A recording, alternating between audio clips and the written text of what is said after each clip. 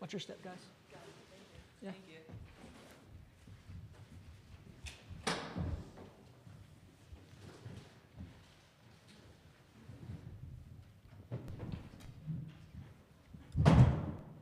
Alrighty, welcome everybody to the 2025 NCAA Tournament Round of 64 press conference. A couple of announcements before we get going. As a courtesy to your fellow media members, as well as the coaches and student athletes, please silence your cell phones. Please provide your name and media affiliation each time you ask a question during the press conferences. If you are joining on Zoom, please use the raise hand function for questions. We will address questions in the room first and get to Zoom if time allows. Recording press conferences on cell phones or cameras is prohibited. First up is Richmond, the number 8 seed from Richmond, Virginia, from the Atlantic 10 Conference, making their 5th NCAA tournament appearance. Joining us is head coach Aaron Rousell and student athletes Addie Budnick and Maggie Dugan. Coach, will open up with a statement from you, then we'll go to questions to the players first. Obviously very thankful, grateful to be here. Kudos to the committee. I thought just a fantastic bracket. Didn't really know where we'd be seed-wise. Felt like we had a schedule and kind of did everything that we thought was asked of schools like us at this level to have this chance, right? If you were forced or weren't fortunate enough to get the AQ to be an at-large consideration, I wanted to make sure that the schedule was not going to be the reason that we wouldn't have a chance. And, so we were able to do that.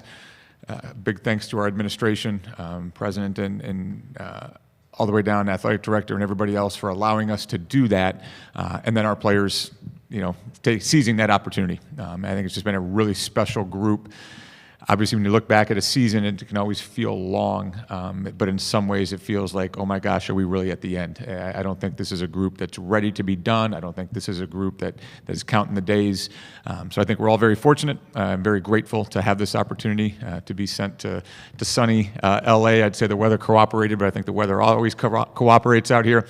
So it's a cool spot for it, and seeing our players and how much they enjoyed the reveal, right? And for it to happen right away, for it to go to LA, the matchups aside, but I think to be able to be sent to a cool destination like this was the first excitement, and looking forward to seeing what we can pull off here this weekend.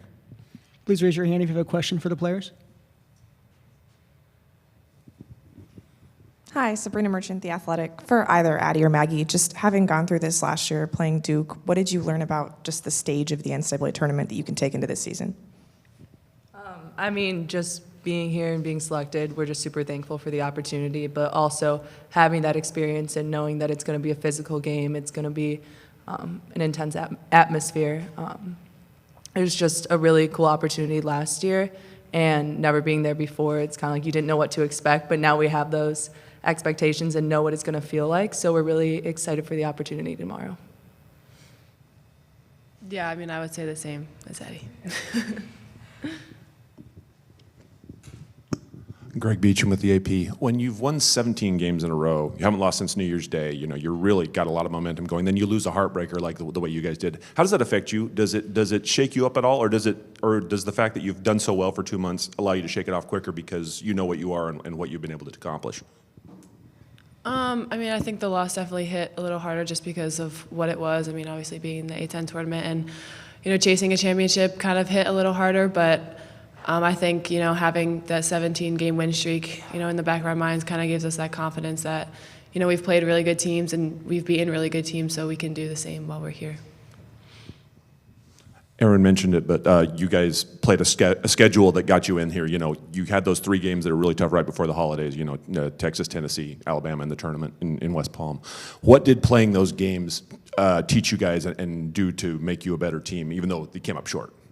Yeah, I think all of our games besides Tennessee, we were a little further away from them, but all of them were super competitive, so we know that we can compete at that level, match their physicality. When we play together, we can compete with anyone. So we're just really looking forward to this weekend and be able to hopefully make some noise. And Aaron mentioned it as well, but we saw the reaction from a video when you guys got selected to come all the way out here. What's it been like so far being on the West Coast? Did you get to do anything fun yet? How's it going? It's been really cool. The culture is definitely a lot different on the West Coast, but we went to the Santa Monica Pier yesterday and just walking around town, just seeing everything. It's been definitely a once-in-a-lifetime opportunity, and it's really cool. We're enjoying it. Hi, Blaine McCormick from University of Richmond. Just the first reaction that you guys have walking into this arena, seeing the March Madness logos and everything that, has for this time of year. I mean, any games in March, it's a great opportunity. We're just really thankful to be here, especially being in such like a historic place and gym. Just walking in, taking it all in. I think everybody just kind of stopped like at the entrance of the gym, just either taking a photo or just taking a moment to really just take a deep breath and understand that this is a really special place to be in, and we're just really thankful for this opportunity. How about you for Maggie? Yeah, I mean, seeing the March Madness logos definitely gives me some excitement just to be here. This is something like you dream about when you're a kid growing up, and being able to, make this a reality is something that I've definitely looked forward to, and it's just a really cool thing. And yeah, like Addie said, being at UCLA, this historic venue is really cool and something I never thought that I would be able to do. So I'm definitely going to take it all in. How special is this experience to share for another season with a lot of the same teammates that you had last year in Columbus? I mean, obviously, like I said earlier, it's a bit of a different feel because we have been here before, but honestly, that special like feeling of just walking in like didn't go away at all. It was like that same, wow, like this is incredible and just super cool. So I think it's a different group, and some people haven't been here before, so being able to see them coming in for the first time as well was super cool. Yeah. We'll move over to Zoom. Natalie first.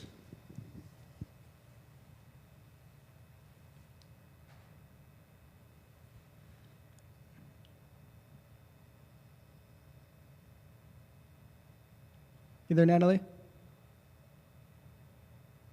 Oh, what about you, Daniel?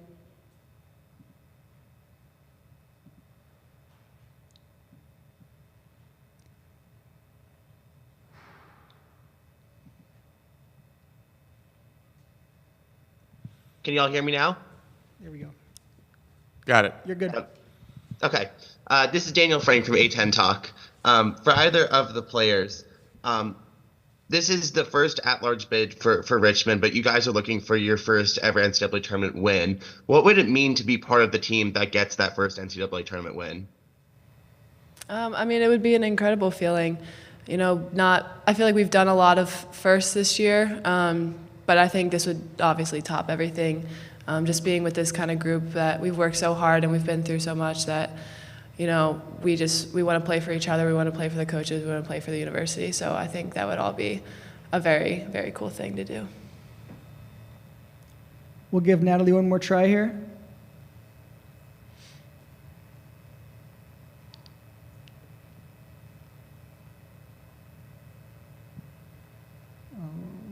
Or not. That's it. Thanks for the student athletes. We'll go over to Coach now for questions for Coach in the room.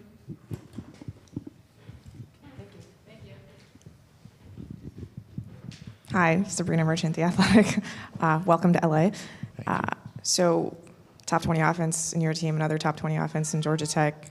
You guys get to your spots very differently, though. What stands out to you about the way they run their offense? Well, first off, just I think the coaching. Obviously you have a legend on the bench, on the other side of it, and doing homework a little bit. Now that we're doing a little bit more of a deep dive, it does look like they're playing differently than they were last year. Maybe a little bit more modern, and you said in different ways than us, but you do see some similarities in the way that they're trying to space the floor and still get shots at the arc. But I just think they have really elite kids that can get their own shot, right? So the athleticism, the things that they can do with the ball in their hands, the ball handling, just we probably are creating shots in different ways. I think with us it's a little bit more fluid, a little more cutting and stuff off the ball. They have kids that distribute the ball really well. I think that was something that stood out when you see their one-on-one abilities. You see a lot of teams play this way, and it's just that's really, really hard to guard. They don't turn the basketball over, and on top of that, they get a lot of assists. You don't see that a lot, and so if she's willing, that's probably a conversation I'd love to have with Coach in the offseason of how they're able to do that, because I do think they do a really good job. Morgan coming off the ball screens, I think she's elite with that, her shot creation for herself, the stuff that she gets for other people. It's really been a fascinating watch for us here this week. So it's a very formidable matchup for us, maybe a little bit uncomfortable. But I also think for as much as people have talked about our offense, I think our defense has been really good, and especially at different times throughout the year. And we've got to be at a high level to be able to limit them a little bit. Hey, Aaron. How did this team react to its first loss in 2 months? The coach in me wants to say not very well at first, and I mean that with all respect to our players. I just think they are so highly motivated. You know, there was no entitlement of like, hey, we've won 17 in a row, or we won last year, we're supposed to win again. But I think how badly this team wanted another championship. And it's not just these two here. It's not just Addie because she came back in her 5th year. I think the level of pride that they have in this university and in this program, they wanted that for our fans. Our fans have been incredible. They so badly wanted to celebrate that with fans. The love they have for the kids that were not on the team last year, of how much they saw us celebrate last year, how cool it was. They wanted that so bad for the rest of our team. And then, you know, the scheduling for us, it was spring break, so we still had to kind of give our kids a little bit, but we had to bring them back, so we wanted to give them a little bit longer weekend this past weekend. That first practice on Tuesday after the loss was hard, and we've talked about that as a team. And, you know, again, I mean that I could very easily flip that around as a compliment to our players of just how much it hurt. If it didn't hurt, you'd be concerned as a coach. And so it probably wasn't the best practice. They'll be the first to tell you. Maybe I wasn't at the best on Tuesday. But I think we learned from that. And there's so many people that talked about during that streak, especially when you had the league clinched as far as the outright title and the number 1 seed. We still had a pretty tough schedule that last week of the season. And I understand where people said, hey, maybe a loss would benefit us, but we weren't buying into that. And I think part of that was knowing the strength of the conference. If you did lose in the conference tournament, you still wanted to have a chance at the at-large. So you never want to lose, but I've always said this as a coach, you learn more valuable lessons, and sometimes that's driven home a little bit stronger after a loss. And I think there's been a little bit more different pep in our step since we had a couple days off middle of the week last week. And some of that was probably the celebration and eagerness of coming out here, playing a new opponent. You know, I think that was a big thing for us too, of just getting out of the region was a cool thing, but also playing somebody that you didn't have a history with. Last year we played Duke. It was the 3rd time we had played them, I think, in 13 months or whatever it was. Still cool. There was still a revenge factor. There was still a, hey, we can show how much progress we've made. Columbus was great. They treated us very, very well in Columbus, Ohio. But you know, we've often joked that we don't plan spring breaks, right? When you're in this program, you don't plan spring breaks. That NCAA tournament is our spring break. So getting shipped off to Los Angeles on the NCAA's dime is pretty cool, you know, and a memory here. So I think that's kind of reinvigorated things for us in a positive way. And similar to what I asked the players, playing Texas, Tennessee, Alabama in a row, what did that do for your team? Well, I said this after that week, and it weirdly gave us some confidence, you know, and I think we knew how good, and we played, I think, early too, like we had beaten Fairfield, you know, we had played Temple at Temple, like those were under the radar, pretty sneaky wins and very high quality wins for us. I think we recognized early how good Oklahoma State was, and we sat in that locker room and we're like, that's going to be a big time win, you know, and now you're kind of watching the net and making sure that's still a quad 1. And then even Georgetown and some of the others, you know, Columbia was a fantastic game. I mean, we had a great game with George Mason this year early, one of the best games I've ever been a part of. That Columbia game was there too, if you liked coaching, liked offense. So I think we had kind of built that and built some confidence. The Texas game, you know, seeing Vic Schaefer call a timeout with 4 minutes left in the game because like we were one possession away from really kind of making that really tight, I think gave our kids some confidence. They talked about the Tennessee game getting away from us. It did, and not to sound like making excuses, but there was probably 2 4-minute stretches in each half that you take those away, and I felt good about how we played. And so we used that. And then Alabama, I think we had a 4-point lead with a couple minutes left. Like those are things, as much as it hurts because you knew that would have been a valuable win for you, for the program, I think it did give us some confidence and springboarded us to start conference play, and we didn't have a great night in the Bronx at Fordham. But again, going back to your point of the loss against St. Joe's, I think it did give us all of our losses have weirdly strategically, I think, made us better at this point right now, and hopefully we can learn a little bit from the St. Joe's one as well. Coach, over the last 48 hours, kind of take me through the game plan and getting these players in the right mindset, and trying to get the travel time off as well, because it's a long distance from Richmond.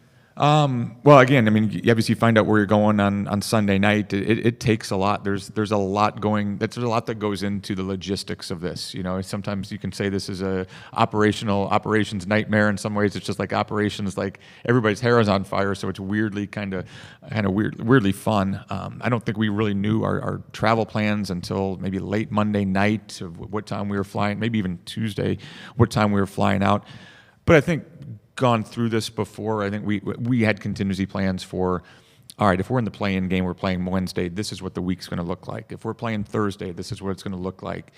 So for us, you know, we were going to take Tuesday off anyway and kind of hope that would be a travel day. That worked out. Practiced yesterday.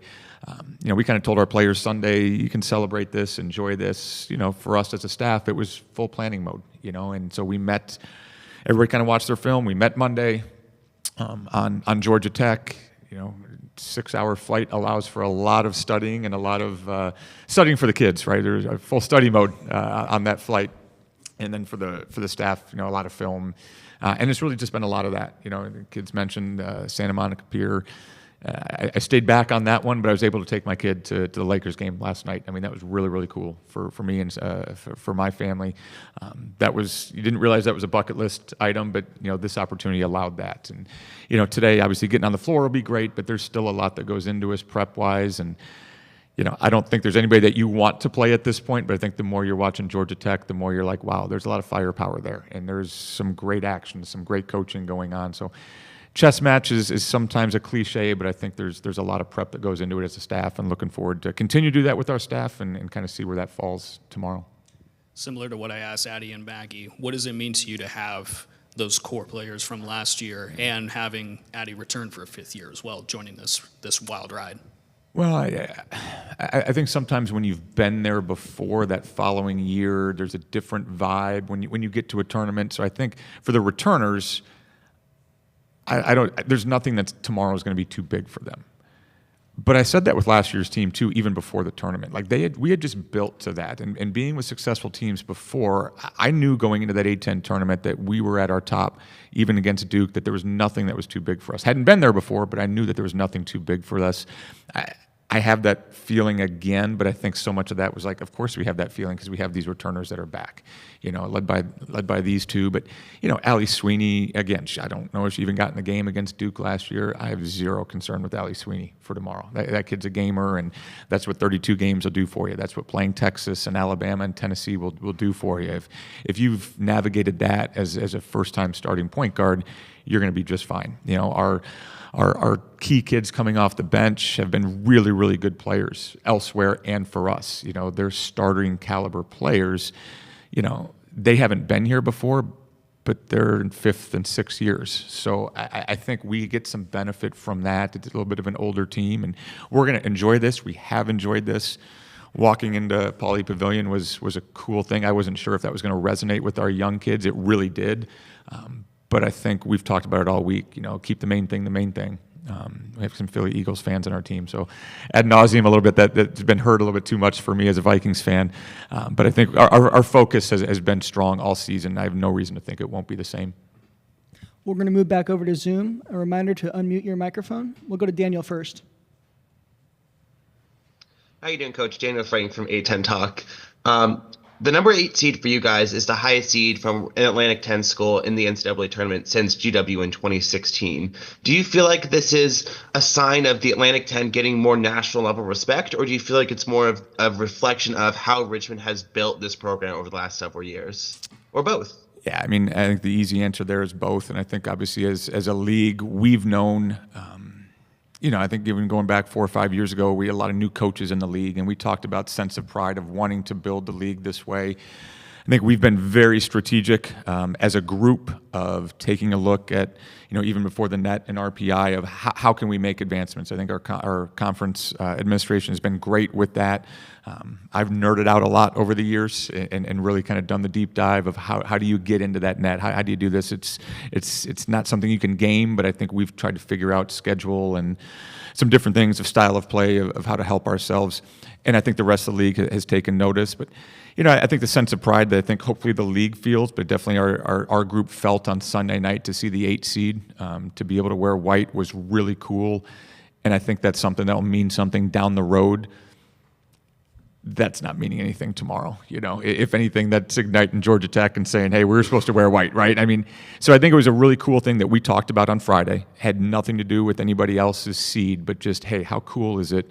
We had this blueprint 6 years ago, right? And none of us that when we started that blueprint, showed that blueprint, were here. But Addie Budnick bought into that. She wasn't buying into history, tradition. She wasn't buying into other stuff. She was buying into a vision and a blueprint that we had. Maggie Dugan started to see some success and maybe jumped on, but there was still buying into a vision. And this is where ultimately we wanted to get to. So to have the blueprint kind of come to life here, to have the blueprint validated, I think is a cool thing. And I think a notch on the belt for our program, but admittedly for the league, and just happy that the league was able to get two. Talk about different ways to get there, but to get two. And I thought even St. Joe's, if they're in the tournament, they're making noise in the tournament too. And proud of the league that we're in the spot right now. We got time for one more question from Natalie. Natalie Heverin with the next. For people that haven't watched your team as much this year, who do you expect to surprise people or maybe has been impressing you in practice this week? Again, I think when you've had the same starting lineup for the most part throughout the season, kind of the players that have done it throughout the year are kind of the ones that you count on. But, I think people are surprised when you look at the returners and kind of the four that played a lot of minutes last year. Somebody like Katie Hill can get lost on you because there's maybe not a stat sheet or a column in the stat sheet that can show the impact that she has, whether it's defensively, whether it's just that connector or making the second pass. I think Allie Sweeney catches people off guard because, as a point guard, she's different than what we've had success with Grace over the years. Kind of that breakdown offensive player. Allie Sweeney's a very, very smart player. She's an incredible shooter. She can break you down more than I think what people realize. So I think those guys, the other three with the accolades maybe get some credit that the other two starters maybe have not, but they've been equally as important. And, I think have had some big time moments for us. And like I said, I think the kids off the bench, kind of the core kids off the bench, have been new kids for us this year, but have played a lot of basketball and had a lot of success at this level. So it's really been that team thing. I forget the number at this point, but I think even early, I think we had 6-7 kids that scored over 20 points in a game, like 15, 16 games in. That's not happening. So we have firepower, but I think we've also had some kids that the key thing is willing to take that step back, right? Like Anna Camden is not lighting up stat sheets sometimes, but she's been essential to what we're doing. Allie Jimenez off the bench, Faith Alston, Steph, those kids have been really, really good for us. And they came here to win and be on this stage as opposed to taking opportunities elsewhere where they could have individually had that shine and gotten those flowers. Thanks for your time, Coach. All right. Thank you, guys. Appreciate everything. This has been fantastic here.